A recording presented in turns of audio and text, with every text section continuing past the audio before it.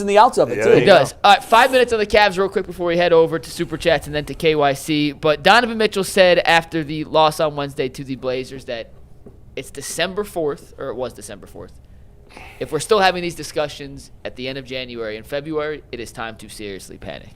However, the Cavs have just not been good this season. We can call a spade a spade. They have not lived up to expectations. Injuries play a part in that, but they simply have not been nearly good enough. So, Jason, I wanted to ask you, when is it the right time to actually start worrying about this Cavaliers team? And is Donovan right that it's still early December, it is too early to actually fully take out the panic button? Well, I can't go against Donovan. If Donovan laid out the dates, then I'm not going to give different dates. We talked about this on the podcast this week. Generally, when you get to where the Cavs are, you are who you are. When you're in that 20 to 25 game range, every team will tell you you don't really want to make assumptions on what you have and what you need and who you are until you get to that 20 like the game quarter mark. pole, right? Yeah, and they're there. So that would be cause for concern. Now, the only real exception to that would be injuries, which obviously they have had and they've dealt with Darius being in and out and with Max not making his debut yet. But, yeah, I mean, this team just looks disjointed. It just looks off. Evan looks confused to me. Like, I don't know how else to say it, that they've tried to put him in different roles. We've talked about it at length. But he's playing well. He's actually playing well. He had a great game the other night. I don't think he's a max player. But no, I get it. Jason, as Mike points out all the time, Indiana was under 500 in January. And they had a lot of injuries, too, Yeah. at the start of the year, which is why I'm saying, like, injuries is the one thing where you may have to hit pause to see, okay, who are we really? But that doesn't change the fact that Evan has been just sort of, I don't know however way to say it other than confused. I think sometimes he's not sure what they want out of him. Yeah. And that was a big piece of, for me, all year long was, hey, if they're going to win at a high level, Evan's got to get them there. Because right now, the way Donovan's playing, I just don't think it's sustainable from now until June. So you got to figure something else out, and maybe that's Darius when he's fully healthy. And well, Mike says that's never going to happen. Well, that's it. I think told that's you the at issue. Confidence Bowl. What are you talking about? We said that on the air. Well, I said that before the show, and I said, please don't bring it up yet because I want another week to figure out if it's real or not. So thanks a lot for that. I'm sorry. Hey, let me put. I thought that you said that on the air. I apologize. Put that on my. Put that on my CD. That's already been out there. That's already out there, Mike. Sorry. That may be something he's got to deal with. Tire tracks. Hey, listen, don't worry about it. Just put that on me. I'll do Bad job out of me. Hey, I'll do the heavy lifting on this one. Yeah. Mikey don't got to say it. That's been evident. Darius Garland and his body type is not conducive to ground and pound and all kind of other physical nature that they're going to need. See, the Cleveland Cavaliers, they got an identity problem. And it's not the fact that, we shoot threes or getting Mobley unlocked. They got this thing where they feel like they are in a situation where they can play cute.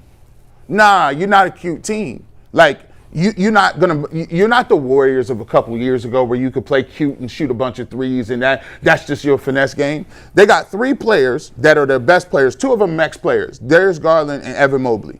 And Jarrett Allen is getting a boatload of money too. They have to play hard. Like, they got to play to a point where Darius Garland is fighting over screens. He's physical. He's a gnat. Defensively, he's a bulldog. That ain't happening. Evan Mobley. They're like, okay, we're going to make you, your best asset is your offensive game. No. Evan Mobley still has to play and be nasty. He has to be physical. He has to block shots. He has to run the floor. I'm not seeing enough of that. And the thing that disappoints me most with the Cavs is they're letting too many people just get to the rim. They just to the rim like, oh, yeah. And when Jalen Tyson comes out and say, hey, we can't have just the bench dudes. Right now it's three dudes that be playing hard consistently. Tomlin, which is crazy, and I'm not talking about Mike Tomlin.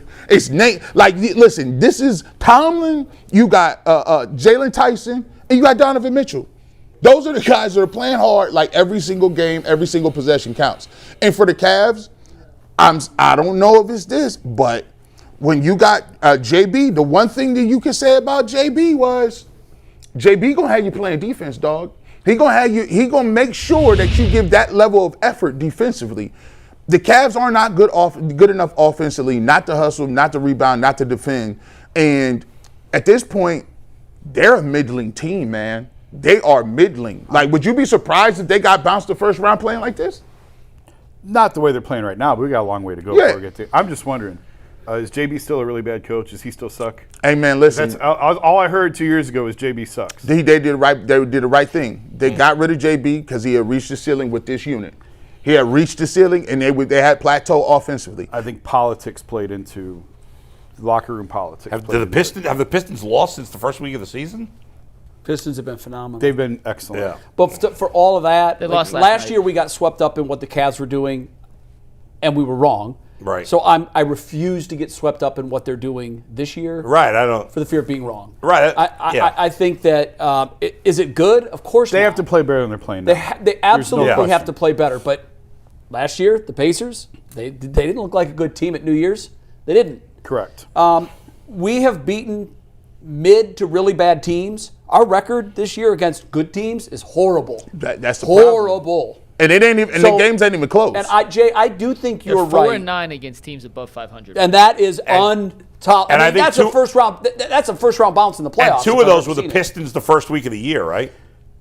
And they only played the Pistons One. once. Oh, One. once. And Okay. But go but to ahead. your point, Jay, I watch and I do feel like someone put a bag over Mobley's head, and they told him to go out and play hoops.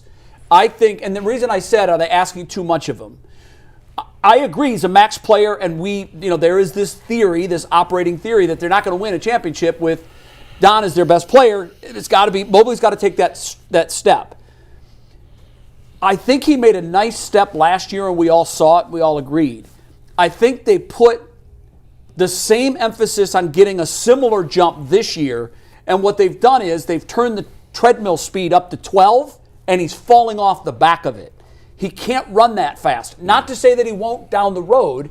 He's been a slower to progress player.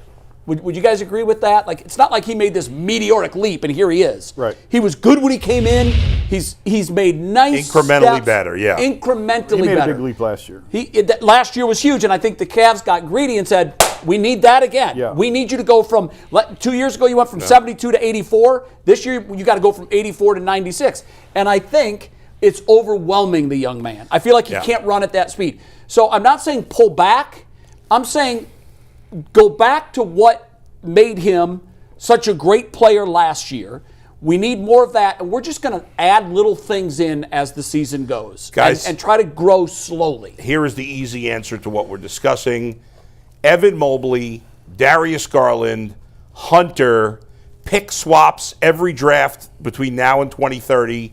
The Cavs 2031 first-round pick, the Cavs 23 first-round pick, and the Cavs 35 God. first-round I pick know what you're doing. to the Bucks This is not for happening. Giannis and It Kyle is- Kuzma. it is Let's not- go! It is not realistic. It's not even close to reality. I know that, but I want it to happen anyway. Isn't Giannis because they going have no to New chance York? to win I mean, as is. Isn't that when a player makes an emphatic statement like that? The Cavs are not realistic because they want draft I mean, picks. and Giannis they to New York has been the talk in the league for 2 years. I know, but has Legit he 2 ever years. come out this strongly and said, make this happen? I would watch Atlanta and Miami. Really? And Oh, you San don't think the Antonio. Knicks? I would watch Atlanta and Miami. Okay. He goes to the Knicks, NBA, he's usually done, when isn't players make strong declarations like that, and they He usually doesn't have a no trade clause. He's not controlling this. No, I know, but we've seen in the past, players have power, man. They get stuff done. Yeah. But he's less likely to do something like that probably than other guys, I right? don't know. I always thought that, but you know what? Let it get too bad. Jimmy Haslam is signing his checks now. He could very well wind up on New York. He could. But I'm just saying I think that's far from a done deal.